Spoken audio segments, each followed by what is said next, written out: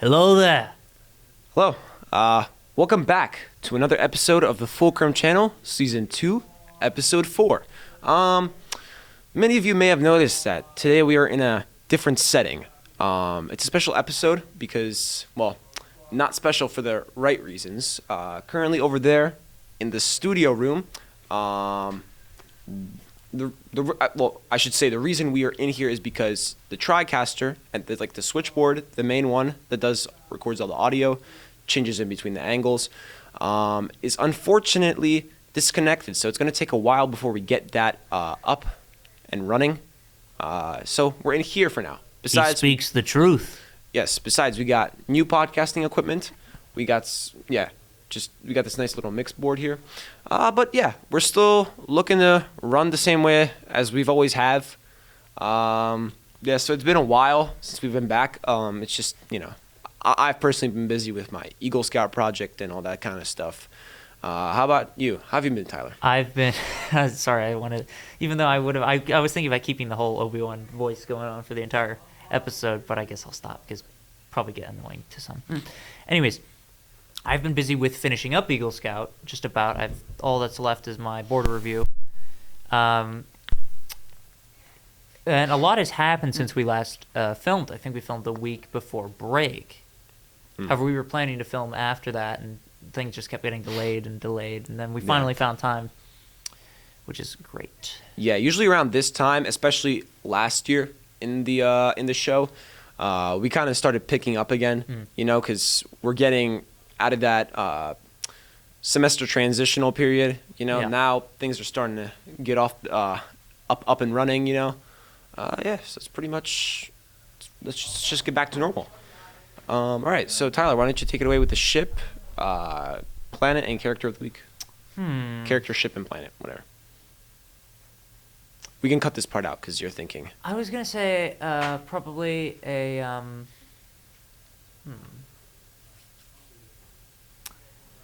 It's actually a good one.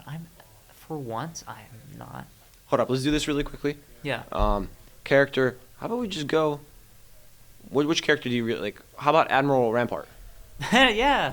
Admiral Rampart. Did we do the Venator already? We did multiple times. Did we do to focus it? Yeah, we did. We can do Coruscant. Ship. Coruscant. We did Coruscant.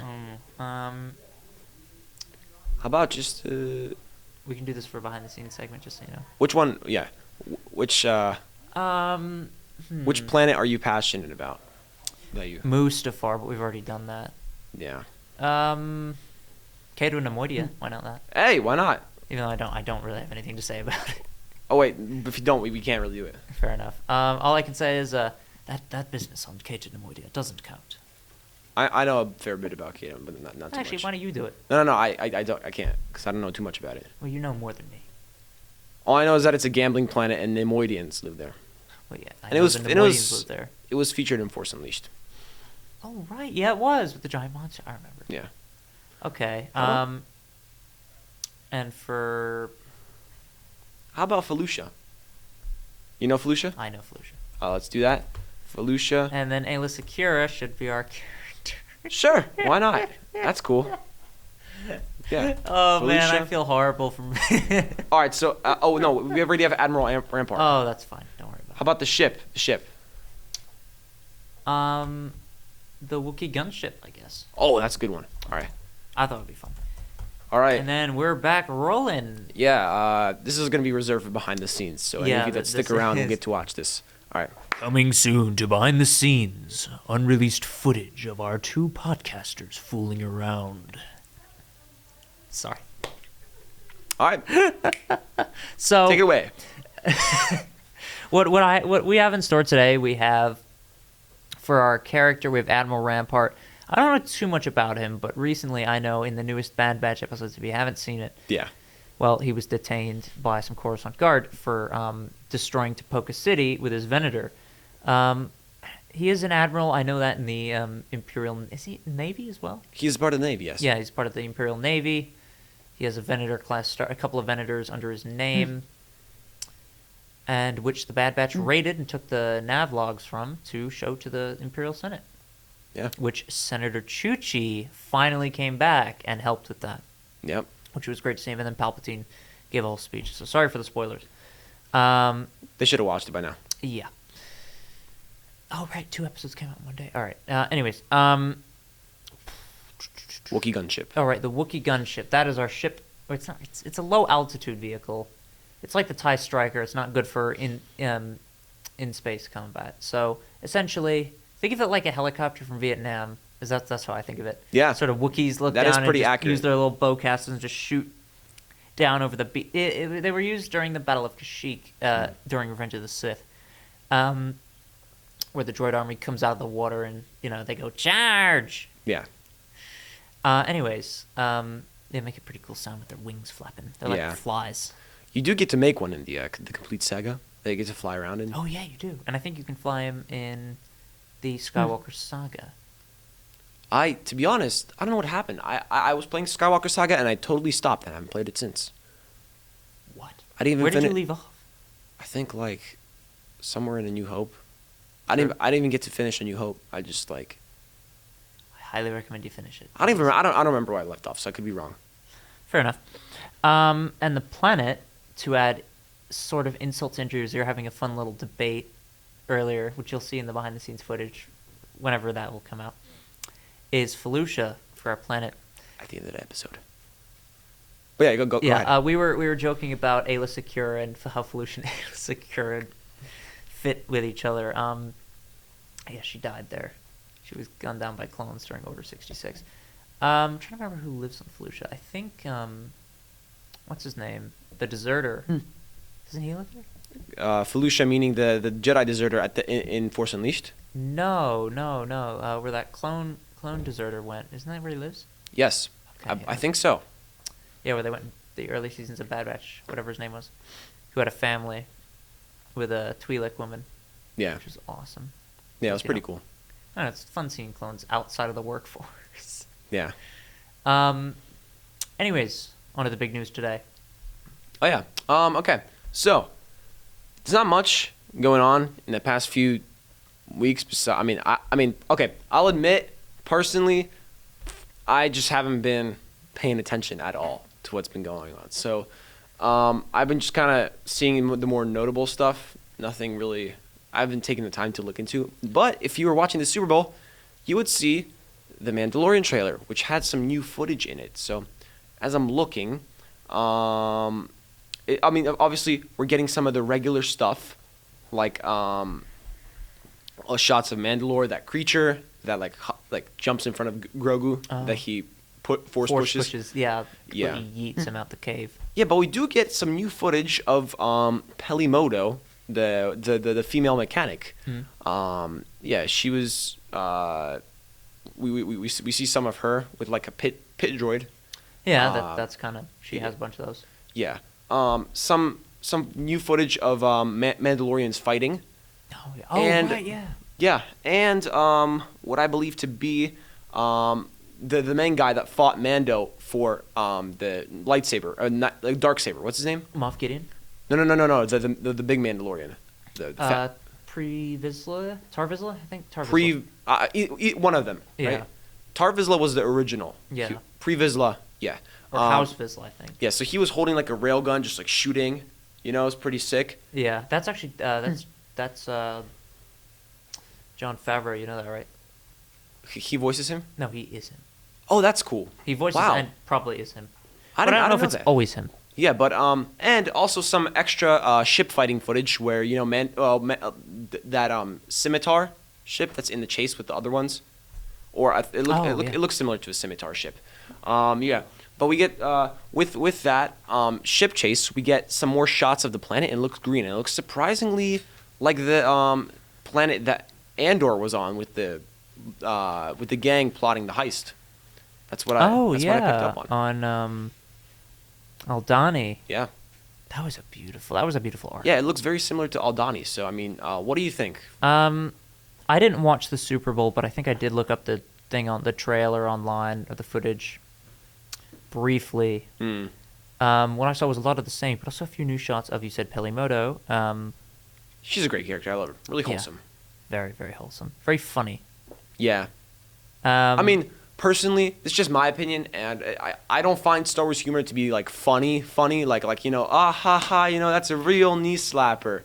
I find it to be not funny exactly, but it adds it. But yeah, like refreshing. Star Wars isn't Star Wars without that corny droid, just humor. You know what I'm saying?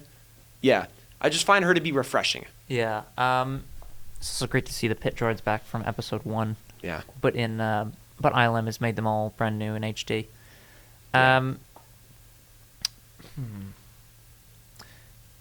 I did hear rumors that Moff Gideon is coming back, and he's going to have Mandalorian armor, or at least some sort of kit bash helmet, at least. Okay.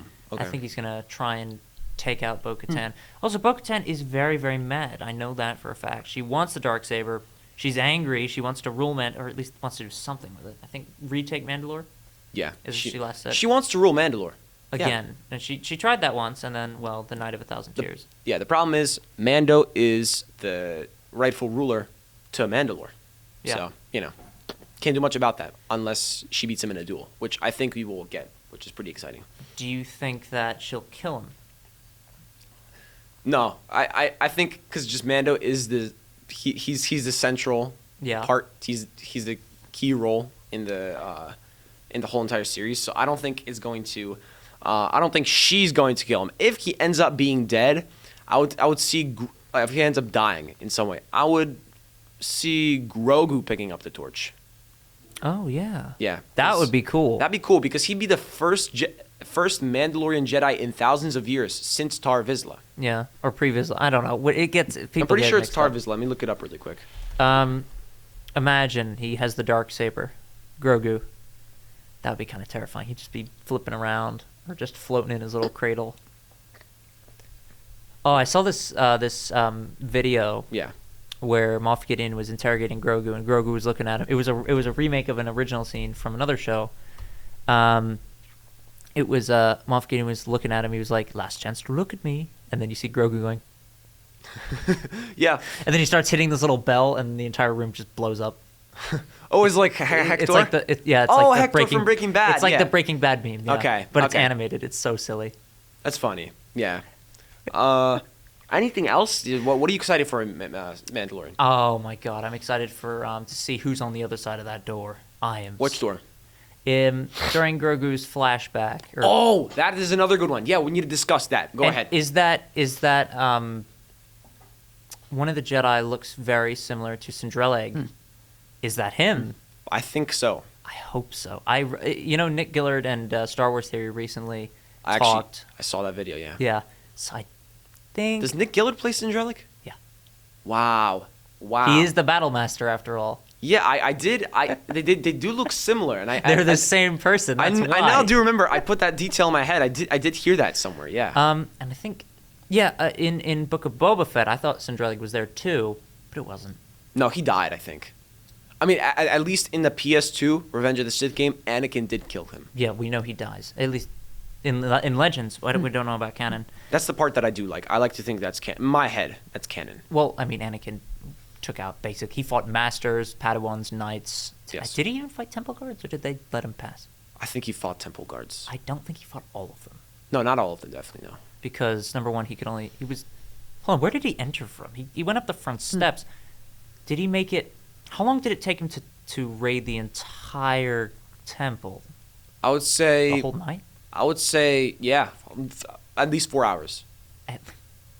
Because the thing is, he comes in, storms in, kills a bunch of people. You know what I wish they would show? If Sindraleg met him at the front gates. Oh, that'd be sick. And he would duel them. Before, there's like a little... You know how the Jedi Temple has like a... There's a little flight? There's flights between the stairs, I think. What if Sindraleg met him and all the 501st clones stopped? Oh, I know what you're talking about. Yep. Yeah, and Anakin takes off his hood or something, or maybe keeps it on, and Sindraleg is like, "Stop! You cannot proceed any further." That would be cool. And it'd be like a one-on-one showdown with him.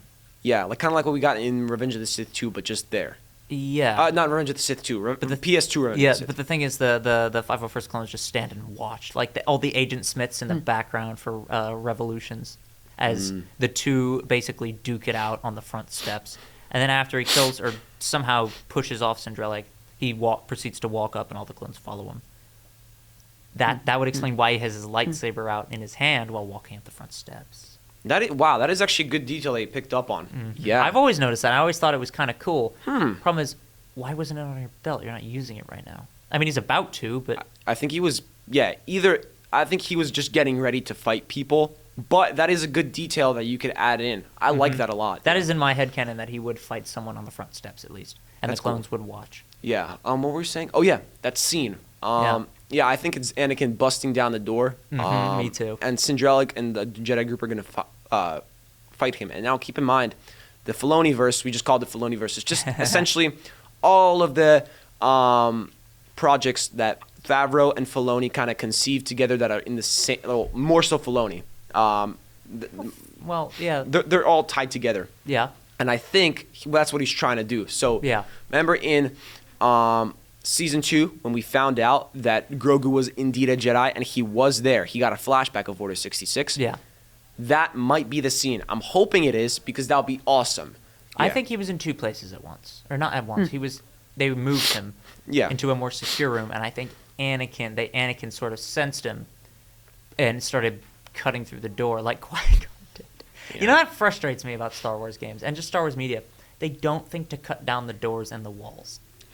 It's probably Qui-Gon as a Force ghost, or not a Force ghost, but sort of in the living Force. He's just like, why are you so stupid? Just do it. If you think about it, though, if we take a look back at the Phantom Menace, do you remember how long it took Qui-Gon to melt that door? He didn't even get through it all the way. Yeah, I know, but still, it's an option. But I'm saying, I know it's an option, but it's a very long option. So what if all of the doors are made of that material, or at least something similar to it, so that, the person is not actually able to cut it down in time? Because the reason Qui-Gon could have just stood there and literally just went in there, but the destroyers, the droidekas, were rolling down the hallway. He couldn't do anything. True, but you know what he could have done? He could have just force pushed it. No, he could have just turned up the power output for his lightsaber to the max. You know what would be cool? He probably did that, I would say, because he's not dumb. Fry his lightsaber eventually. Maybe, but you know what would be cool? What? Imagine he's melting the door. Just when it's melting, he force pushes it, and all that molten metal just sprays throughout the room, and and hits some Nemoidians and droids, and burns them a bit. That would be awesome. And then that's how you're able to get into the bridge. And then he peeks through, and he's like, "Here's Qui-Gon," like Jack from The Shining. Yeah. There was a meme where you see him cutting through the door, and it says on the back of the door, "I'll take that bet." And then Newt Gunray was just like, yeah, but that would be cool because you got all this hot metal and possible bullet, just spraying at you. It'll probably and sparks, yeah. But hot metal is very, very, very heavy. Apparently, it's very dense.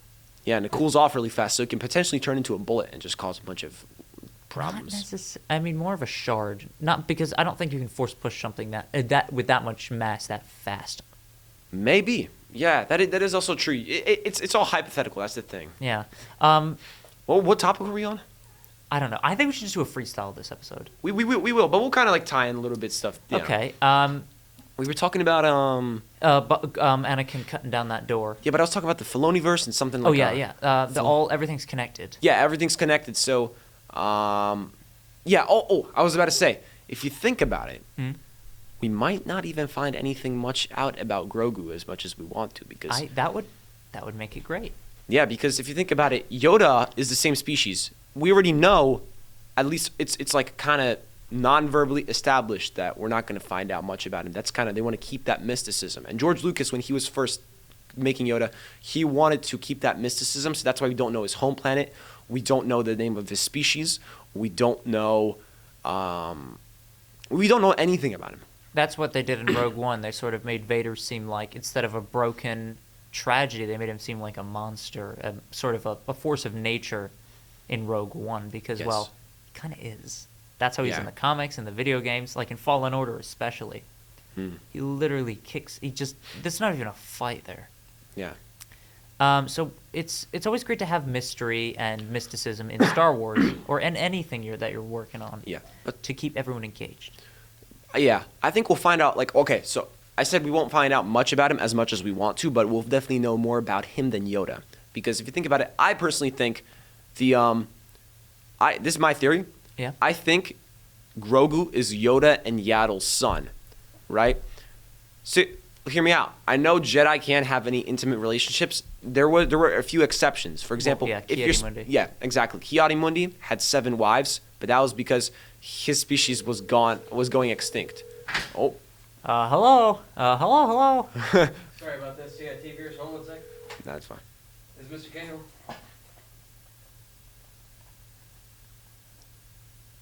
Are you saying that this is a prank phone call?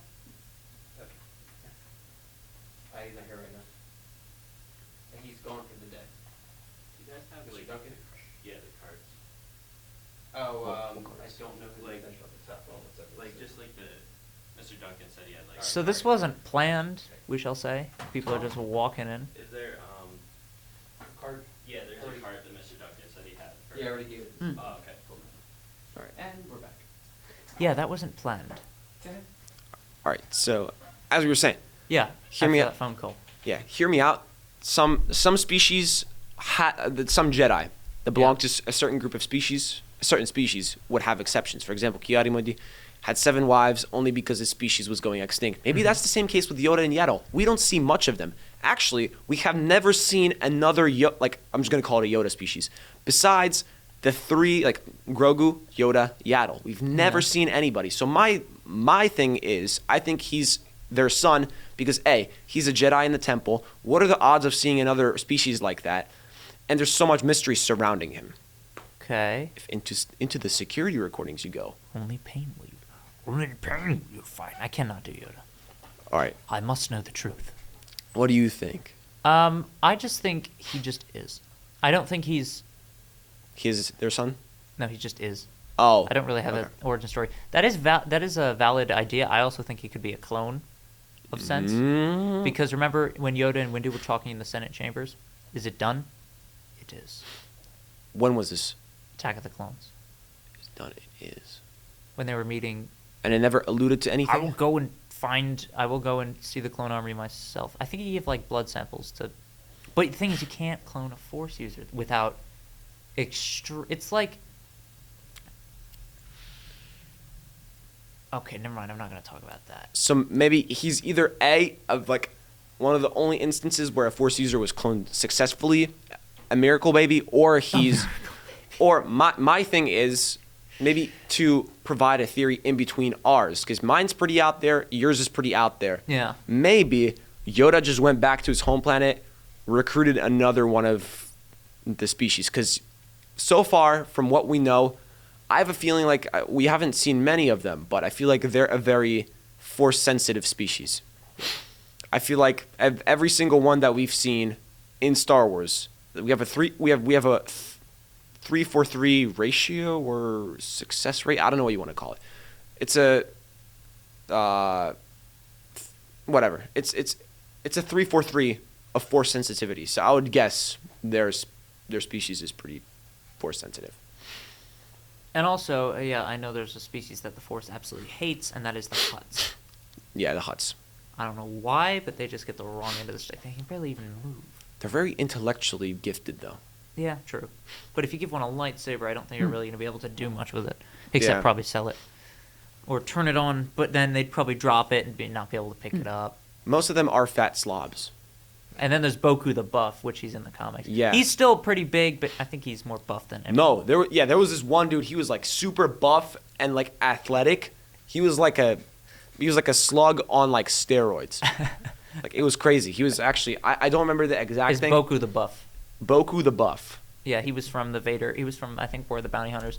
And he bet against Jabba in an auction because Vader told him to. This guy. Yep. Like a coward in the dark. So, just to read, Boku the Hutt was a Hutt who served on the Grand Hutt Council of the Hutt clan during the Imperial. How many times am I going to say Hutt? Operating from a lair in the Outer Rim territories. He employed Gamorreans, Bith, and Nikto, a Clatunian, regular contracts with the Galactic Empire. Yep, and Vader went to see him. Yep, Sith Lord Darth Vader undertook a search for the carbonite frozen body of the smuggler Han Solo. And Chief Bastoon tagged along and basically roasted him as well. Yeah, there we go. Vader and Ochi of Bastoon visited Boku under Vader's command. Ochi had like a mission with him. Yeah, and just Boku the Hutt was a very athletic dude. He was known for, I guess, beating people up. At least that's what I remember from the video. Obi-Wan died. Oh, well. He lost the high ground. He did indeed. That is kind of sad. Yeah, imagine if Obi-Wan did not actually get the high ground, because in the original thing that Nick Gillard talked about, they duel with Mustafar. Obi-Wan and Anakin were swinging on those wires like pirates, and they just landed on a hill, and then Anakin landed right next to him and picked up Obi-Wan by the throat. Yep. I didn't finish how that was going to happen because I think I just clicked off the video because I had something else to do. But I think, You think what? I forgot what I was going to say. Sorry. I think he probably would have, Obi-Wan probably would have done something. He still would have won. Problem is how. Okay. Yeah. Well, yeah. Basically, with Goku. Goku. Wow. Goku is now Grogu. This is now canon. But to kind of paraphrase a quote by Hagrid from Harry Potter, there's weirdos in every breed. So, as usual, Boku the Hutt is. What is that? Oh my God. Ian McDarden. Oh, that's cool. Wow. All right. Yeah, but there's weirdos in every breed. Boku just happens to be an abnormality in the Hutt species. Yeah. Actually, what we're reading right now is Ian McDiarmid, Ewan McGregor, and Andy Serkis are confirmed guests for the Star Wars Celebration in Europe. So that's pretty exciting. Yeah. I think it's the first Star Wars Celebration held outside of this continent. It's true. That is interesting. That is true. Yeah. I'm happy they're not mentioning Andy Serkis played Snoke. Kino Loy is much better than Snoke, in my opinion. Yeah. That is my opinion. I mean, Andy Serkis also played Smeagol. That's true. No, that was Benedict Cumberbatch, wasn't it? No. Benedict Cumberbatch played Smaug. Oh, Smaug. I get them mixed up all the time. He also played all the apes in Planet of the Apes. Benedict? Or no, Andy Serkis. Yeah, Benedict also played Dormammu in Doctor Strange as well as playing Doctor Strange. So, fun fact. Yeah. All right, so we should probably move on to the next piece of news. Yeah. This is kind of like a feel-good moment, right? Mm-hmm. So Peter Mayhew, the sadly deceased Chewbacca actor that many of you probably know, it's kind of like a feel-good moment. All his Star Wars memorabilia, so his script and his call sheet for acting call sheet for the original Star Wars, were returned to his family. They were about to be auctioned off, right? But his wife reached out to Twitter, tweeting just in general, if anybody can help us, we'd appreciate it. So basically, yeah. That's wholesome. Yeah, Angie Mayhew tweeted her dismay that her husband's original Star Wars script and call sheet were to be sold in a forthcoming auction. Auctioneer Angus Ashworth said in a statement the sellers would be happy to get the beloved items back. Yeah, sellers would be happy to get the whatever. So yeah, the point is he returned it. So I think it's important because it's a very legendary actor. Yeah. To get some of his stuff back would be pretty Kenny nice. Baker didn't get that treatment though. Yeah, Kenny Baker played R2. Throughout up until episode 7, I think. Kenny Baker and Anthony. Anthony Daniels is still here. He's literally played 3PO every single appearance, at least to my knowledge. Yes, you are correct. That is the case. You are correct, which is pretty impressive. Yeah. Kenny literally to the most. Oh, sorry. No, go ahead. To the most minuscule of appearances, it is still him. Awesome. That is creepy. It's awesome. I've never seen an actor do that before. You could just say he's very dedicated to his role, which I admire. Yeah. But yeah, Kenny Baker and Anthony Daniels did not like each other. It was literally something like I think I didn't know that. They said in interviews, it's just the way they looked at each other one time, and they were really put off, and they literally just did not like each other for no reason at all. That kind of sums it up. They only tolerated each other, and it's a good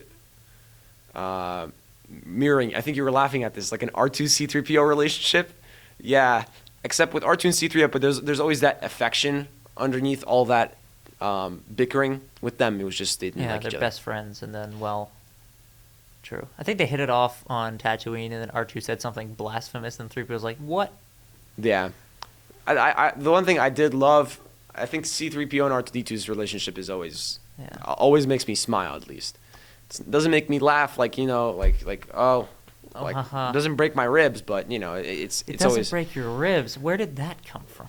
It's just a very good relationship. It's very funny. It's like they're like frenemies. They're essentially what they're based off was the I think it was either Chinese or Japanese monks or hermits that would always bicker with each other in some samurai films.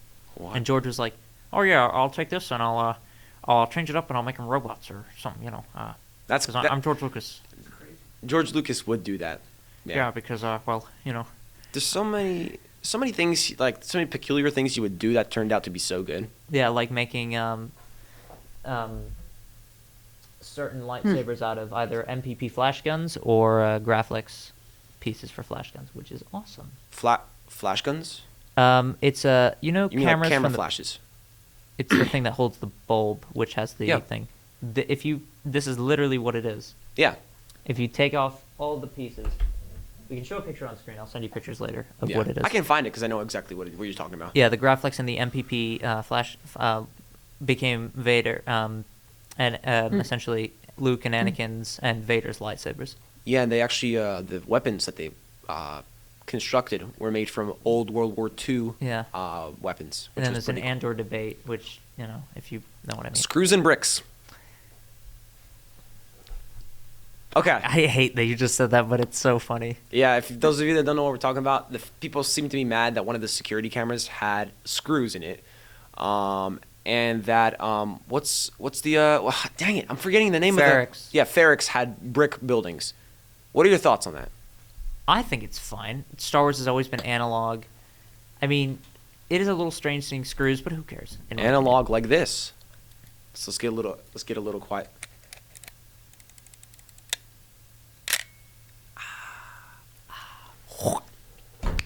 Nice. Smooth as butter. But yeah, anyway. I love how just goofy we can be on this show. It's fun. We can just goof off. So you're fine with screws and bricks? Yeah, I feel bad for Star Wars 3, though. He's literally... I think he's still drowning in that. Or maybe it's calmed down. Personally, I'm fine with bricks, because bricks are just bricks, Like, if a building's made of bricks... It is what it is. I think It is what it is. Yeah. It is what it is. But yeah, many planets have different architectural styles, and I think that we should acknowledge that. But and there's Coruscant. Screws, there are bolts in Star Wars. I don't like screws. And explain the certain lightsabers have thumb screws on them. Yeah. So that type of stuff, that like new, obviously some lightsabers, like you said, have screws. Some big some big parts of the Death Star and other ships and structures do have bolts. What happened? He fell. He lost the high ground again. I'm sorry. Obi-Wan's just not having a good. No, he's not. Not having a good time today. No, Anakin, no, don't push. Yeah, but the way I'm gonna agree with Star Wars theory slightly here. The way the camera. You're gonna sound like him though. The way the camera was set up, I didn't like the way it was built and constructed. The way the people designed it, I didn't like, because it looked like really like, I don't want to say rudimentary. Yeah. What were you gonna say? Like it looked like it was assembled, not like futuristic. If that makes any sense. Star Wars has never really truly been futuristic. The prequels have been somewhat of an exception, but also nowadays, and also originally, they still have that grainy feel to them, despite being very sleek and there's tons of bevels. There's rarely any hard edges, at least for the first two films. Yeah. It's just now I've sort of... Actually, I have a theory as to why everything is like that. Why the art style changes. I have noticed that. I don't like it too much. No, it's because... it looks normal now. Yeah, there's a reason. In universe, 1,000 years apiece, money was spent. Now everything is basically robust because they're using older parts. Nothing is new anymore. The Empire has a lot of problems, despite it being very cool. Sort of the fear factor, it doesn't last forever. So you're saying that technology has plateaued? It's plateaued a long time ago. Yeah, but thing is, people had money to make new ships and new parts. Even though the Empire is basically the power. It's the powerhouse of the galaxy at this point. Basis of innovation. Yeah, I don't think they innovated much. Even though they did, they didn't. They did. They created a lot of new weapons, a lot of new Ships. vehicles. Yeah, they also brought back the Star Destroyers are of Sith design. The Arquidens, actually no, not even the Arquidens. The Cantwell class is actually a smart design. I think the Star Destroyer is still cool though, in my opinion. All right. And Colin Cantwell is no longer with us, I don't think. Who is he? He's the guy who made some of the original models for New Hope, and you know. Not as popular as Ralph McQuarrie, but still contributed a little bit. He's kind of like he contributed a lot. He's kind of like a Ralph McQuarrie, but didn't paint, I don't think. He just made miniatures. That's interesting. I actually used to, before I moved over to doing CG work, I used to be obsessed with miniatures. I still am, but I used to hate CG. And nowadays, I've had like years ago, I think around the time of Rogue One, I just grew to love it because you can do anything with it. And, you know, I've been learning some really cool techniques recently. You are very good at rendering CG stuff. Thank you. I've figured out a way to make things photorealistic, which I've been trying to do for years now. Okay. And I've been making ships from the original trilogy, and I'm putting them in there and rendering them out. So in future episodes, you might see some of my work. I might even make an intro, which I've been working on for a little while. I've been trying to get it right, so that's why it hasn't been used yet. Yeah, but you will see that very, very soon, if it all works out. All right. Well, that's so far all we have for news. Anything you would like to mention? This should be like catching your mind or, well, catching your attention. Yeah, actually. I saw this Adam Savage video about Darth Vader and how they made his armor for Kenobi. It answered a lot of questions that I had, essentially, is that, yes, it is a new helmet. I knew it was, but they confirmed it as well. It's a mix of New Hope, Rogue One, I think a little bit of Return of the Jedi. A little bit. But mostly New Hope and Rogue One. You're talking about design features, right? Not like parts. No, parts as well. Design features. They sort of kit bashed them. They made it... Like aesthetic, you mean? Yeah. It's the same idea. It's more towards New Hope because even though, you know, the brow is a lot lower, like, you know. Yeah. The lenses aren't as red as Rogue One. They were literally like blood red, which I loved.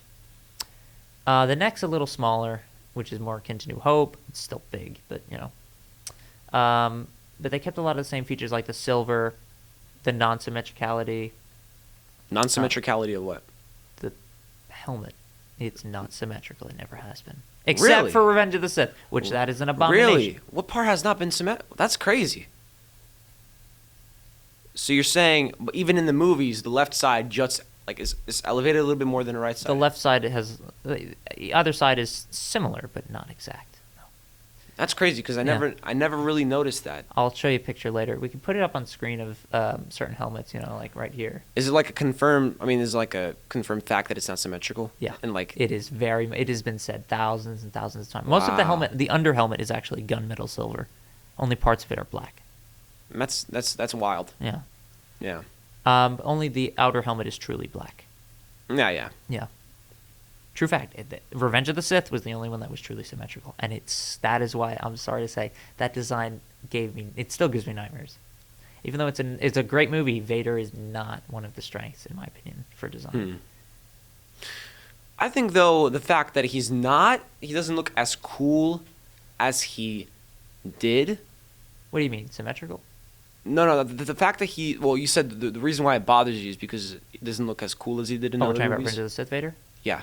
Yeah, he just looked off. He looked too new. That would make sense to me, though, because if you think about it, Palpatine did not foresee Anakin becoming, like, badly burnt. This all happened overnight, I think. So he had to just throw together some parts, and he had to, like, honestly... Because he used equipment. He could have used state-of-the-art equipment to give him a more comfortable life, but he didn't. Obviously, we all know that Palpatine made the suit to torture him for his mistake. Mistake. It was a grave mistake that he paid for. With his sanity. And his limbs. And he now looks like a burnt German sausage, essentially. Exactly, yeah.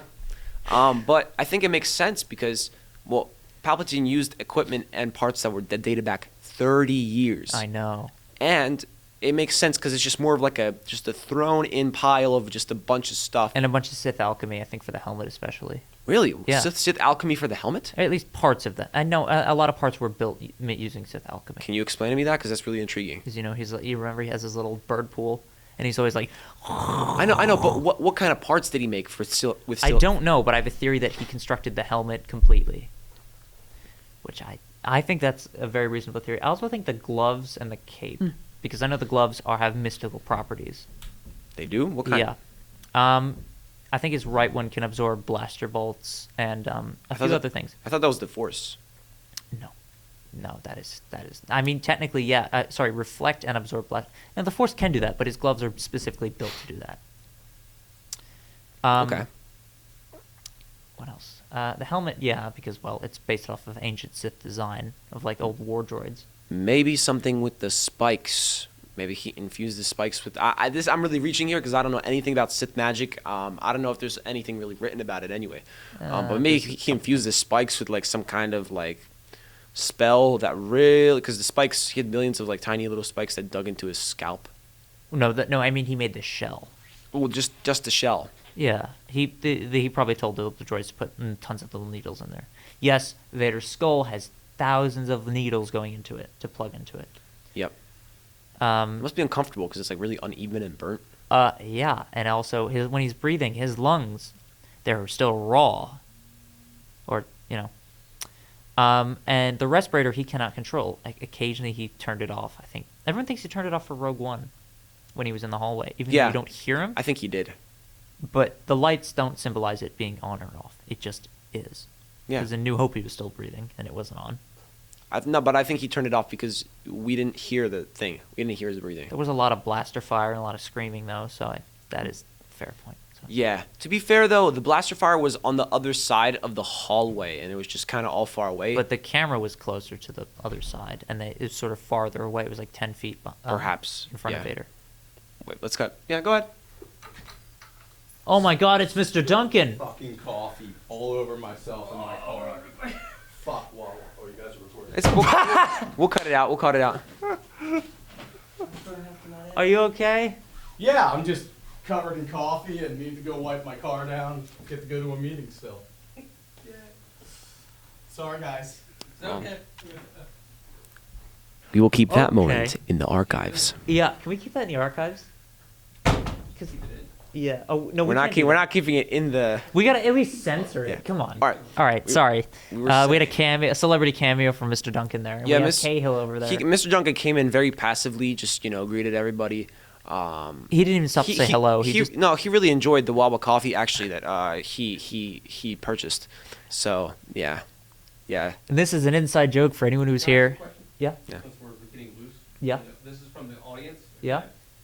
I would love to know what the Fulcrum channel thinks about recent developments here in the United States of the unidentified flying objects. That are Yes, I've been paying close attention to this. I've I been. just want to know what your thoughts are. So- I haven't heard about this. So Sebastian, please. there's been a series of UFOs that have been shot down all over the country, more notably in Alaska. This is following the Chinese balloon incident and Lake Yukon, which Lake Yukon is in where? Huron. Why Yukon? It sounds like Huron. And Lake Huron is in Canada, right? But anyway, there have been a series of unidentified flying objects shut down. Now, necessarily, when we're talking about unidentified flying objects, we're not necessarily saying aliens, right? Or craft of Some unknown yeah, origin. yeah, not man-made origin. Now, that is a possibility, always, because there's an endless amount of possibilities. I personally think, well, there might be some credit to it, maybe, I don't know. But to be honest, the more logical explanation would be, following the Chinese balloon incident, I think possibly maybe adversaries are testing our reaction time to see how we respond to our domestic airspace threat. How our military responds to domestic airspace threats. We need to put up those turbo laser batteries fast. We do. Yeah, so... We should imagine if the U.S. government could. Yeah, what's up, Mr. K? Okay, so why do you think they haven't showed us what they've shot down?